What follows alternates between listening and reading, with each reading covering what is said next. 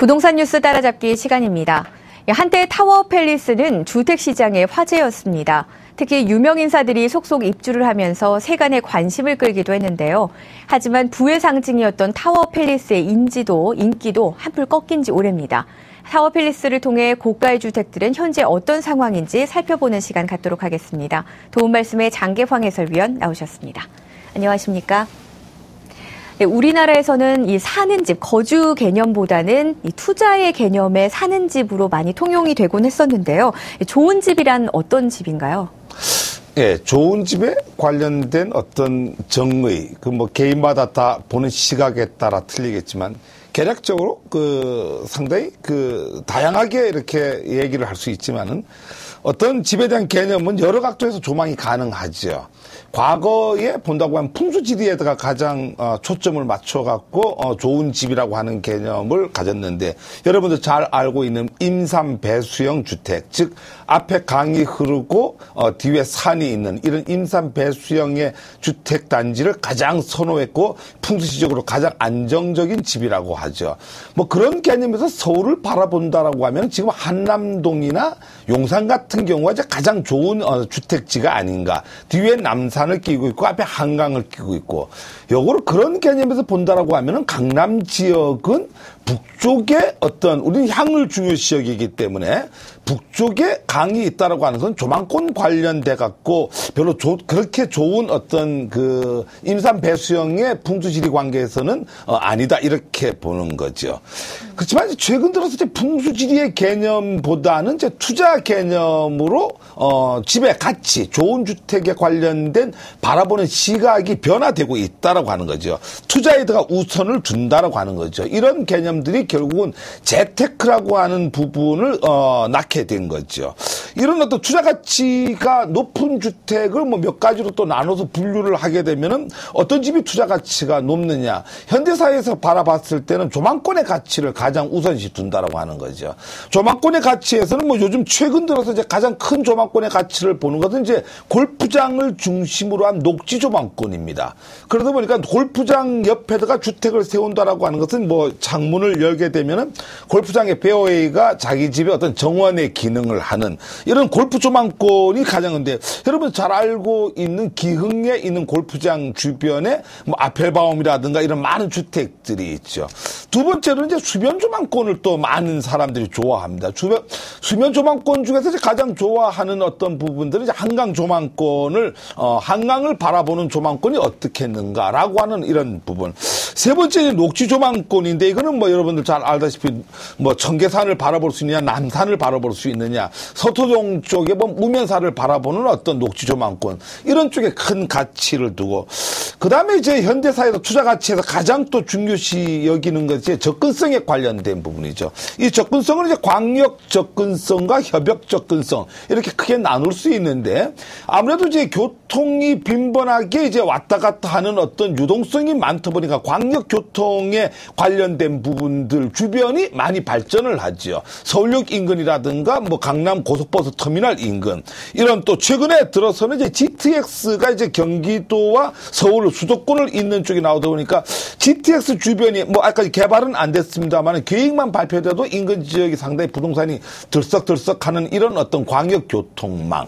또 협역 접근성이라고 하는 것은 여러분 잘 알고 있는 역세권이라고 흔히 얘기하죠. 지하철에 관련된 대중교통과 이제 버스 정류장과의 상관관계가 어떠냐, 이런 쪽을 많이 보고, 세 번째 투자 가치라고 하는 것은 호재성 가치를 많이 봅니다. 호재성 가치는 이제 이것도 마치로 광역 호재성과 어떤 주변 호재성, 이렇게 나눌 수가 있는데, 여러분들 잘 알다시피 광역 호재성이라고 하는 것은 이제 도시 기본 계획이죠. 여러분들 알고 있는 2020 계획, 이렇게 보시면 됩니다. 한 도시가 이루어지는, 앞으로 향후 개발하는 축선을 만들어내는 쪽이죠. 이런 어떤 지역 지구의 변경이라든가, 앞으로 이쪽 지역이 이런 쪽으로 개발이 된다거나, 이쪽 지역이 상업 지역이 더 커진다거나, 이런 어떤 광역 호재성이 이제 하나의 투자 가치를 결정짓는 요소가 되고, 주변 호재성은 여러분들 잘 알다시피 인근의 개발 계획이 갑자기 단독주택이 많은데 큰 어떤 대형 아파트 단지가 들어선다든가, 재개발 단지가 들어선다거나, 재건축이 된다거나,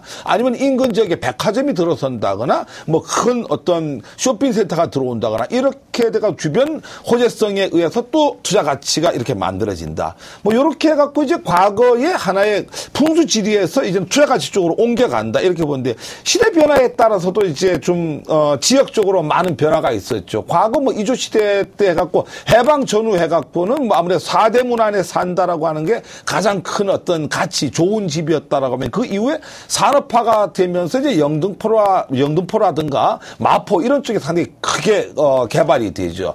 그게 다시 지식 정보화 사회로 들어서면서 이제 강남 등 신도시가 각광을 받는 이런 시대가 되는데 결국은 이런 어떤 시대적이라든가 이런 가치 기준에 의해서 계속해서 좋은 집의 어떤 바라보는 시각은 시대대로 변하는데 가장 중요한 것은 이런 투자 가치가 높은 집이 출현을 하면서부터 사회적 현상이 몇 개가 나타나죠. 빈부의 격차가 생긴다라고 하는 부분입니다. 좋은 집들과 나쁜 집이라고 하는 개념이 큰 개념의 격차를 두다 보니까 사회적 문제로 빈부 격차가 만들어지고 주거 우선보다도 투자 가치 우선. 아까 사는 집이냐 사는 집이냐. 뭐 이런 개념에서 이제 투자 가치 우선으로 전환이 되고 돈을 버는 이런 부동산의 재테크라고 하는 개념이 나오면서부터 전통적으로 우리가 일을 해갖고 노동시장에서 돈을 버는 개념보다도 아파트를 하나 사갖고 몇 년 있다 보니까 나는 어떤 노력을 안 했는데도 불구하고 내 통장에 자산적 가치가 많이 오르더라. 이런 어떤 금융을 통해서 어떤 보는 시각, 돈을 버는 방법 이런 것들이 어떤 좋은 주택을 통해서 많이 이렇게 변화가 되어 왔는데 결국은 이 부동산이라고 하는 게 어떤 사회적 변화를 주도하는 하나의 큰 매개체가 됐더라 이렇게 보는 게 좋은 주택을 보는 요령 같습니다. 네, 뭐 유명 인사들이 많이 입주를 하면서 주목을 끌었던 곳이죠. 바로 타워팰리스인데 이 부동산 시장에서 상당 기간 부의 상징으로 여겨졌었습니다. 어땠는지 좀 설명해 주시죠. 예, 한국의 뭐 타워팰리스라고 하면은 뭐 하나의 부의 상징이고 또 가장 그거한 게 이제 IMF라고 하는 어떤 이 터널 속에서 터널을 빠져나오면서 한국 사회의 주거 시장의 하나의 새로운 트렌드 변화를 갖고 온 가장 중심적인 물건입니다. 그래서 한국의 주거 시장을 얘기할 때 대치동과 압구정동 지역적으로 봤을 때는 그 두 지역을 얘기를 해야 된다라고 하면은 단일 어떤 브랜드를 갖고 얘기한다면 타워팰리스를 갖고 얘기하지 않을 수가 없다라고 하는 거죠. 네. 우리가 뭐 97년대 IMF가 왔고 그 IMF 한 가운데 IMF를 탈출하는 가운데서 이 타워팰리스가 등장을 하게 되는데 타워팰리스가 만들어낸 문화적 충격은 상당히 큽니다. 즉 다시 얘기해서 부의 상징이라고 하는 어떤 주거단지를 명물단지를 만들면서 또 하나 아주 고가의 주거 시장을 생성해냈다. 그거보다 더 중요한 것은 과거에는 이런 어떤 주거 시장의 브랜드라고 하는 개념이 없었댔습니다. 이 타워팰리스가 나오면서부터 한국의 주거 시장의 브랜드 시장을 열었다.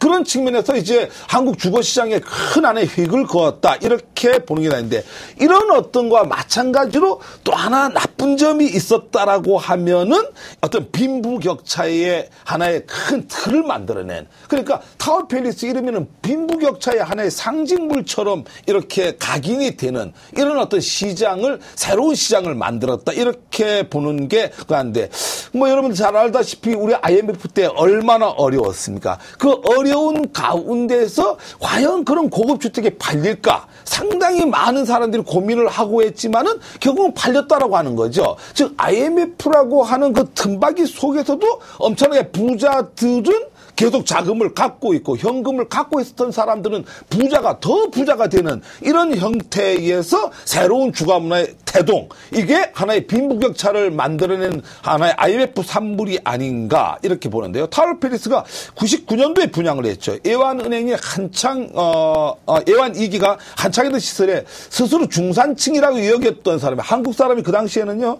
70%가 본인이 중산층이라고 여겼댔습니다. 이 중산층이 하루아침에 몰락을 했죠. 속절없이 무너져버리고 2002년도 타워팰리스 1차가 입주를 했는데요. 이때 수십억 원에 달았던 어떤 주상복합 아파트가 자고 일어나면 몇백만 원씩 오르는 거예요. 한 달이면 1억씩 오르는 이런 기현상을 보였고 많은 웃돈이 불어나다 보니까 이 타워팰리스는 하나의 화제를 몰고 다니는 주거시장에 새로운 트렌드를 만들어내는 있는 이런 어떤 신시장을 만들어냈다. 뭐 타워팰리스 하면은 따라다니는 수식어가 되게 많죠. 대한민국의 0.1%의 귀족 아파트다. 귀족들만 사는 곳이다.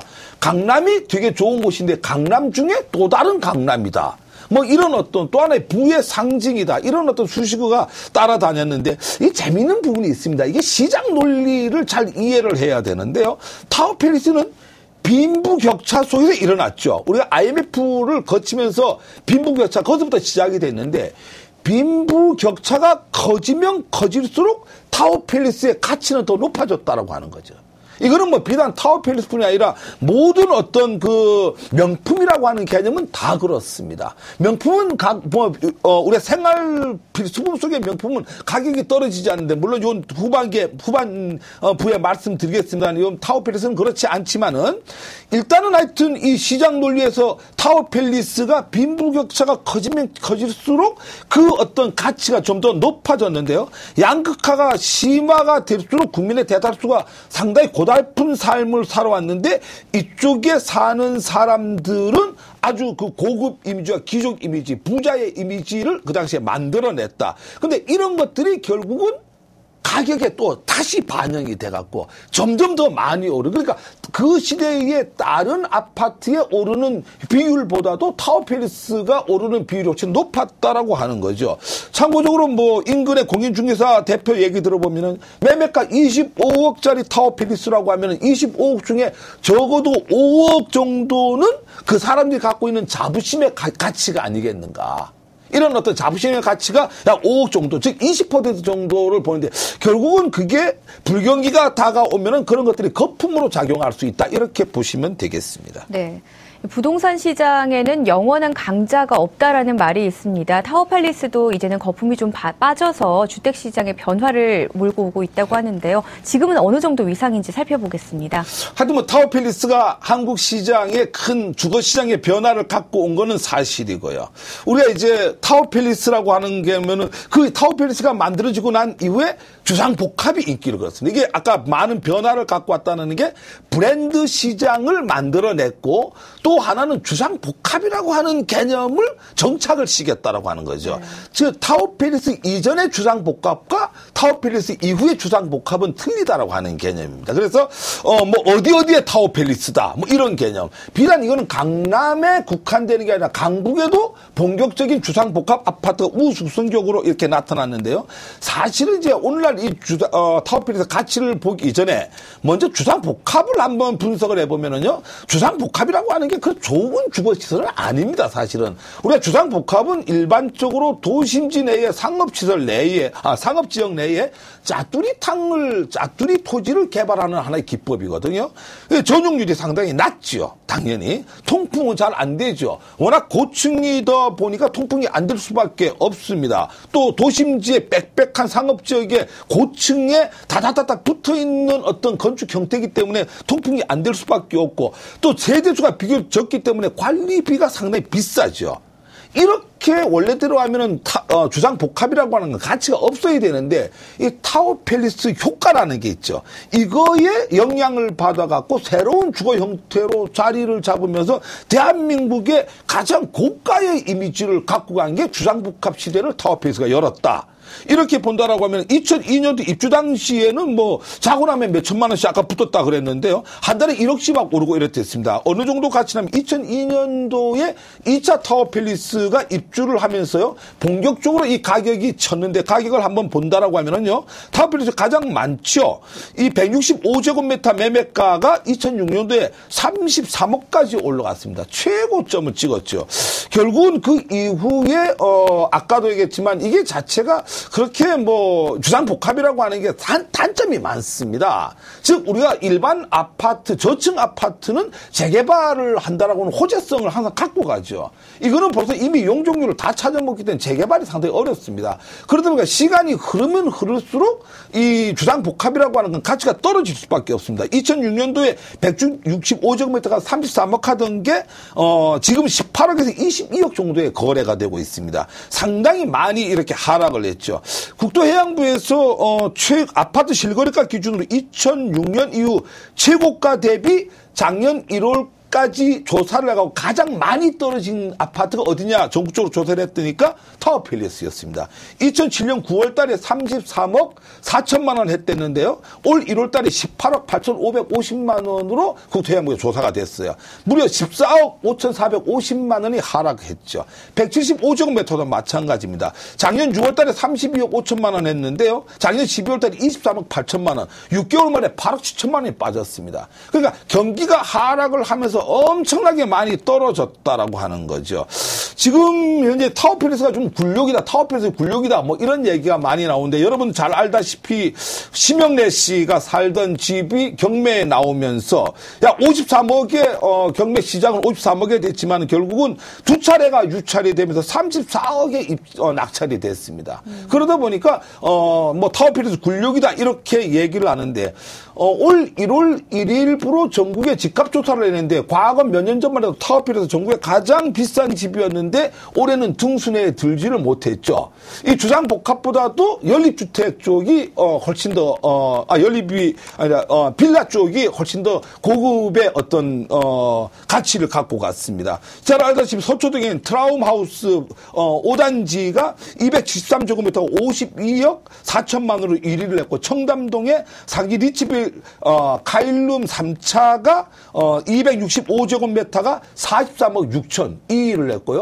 주상복합 중에서는 유일하게 삼성동 아이파크가 269.4제곱미터가 42억 해갖고 3위를 차지하고 이번에 이상하게 지방의 아파트가 4위를 했습니다. 해운대 우동에 있는 해운대 아이파크가 41억 4천만 원 해갖고 4위를 차지하고 이 고가에 나갔던 이 타워팰리스는 등에로 밀려나는 이런 어떤 형상이 있어갖고 결국은 이런 어떤 주상복합이 과거와 같이 영화를 누리기는 어렵다 이런 게 입증이 됐다고 보시면 되겠습니다.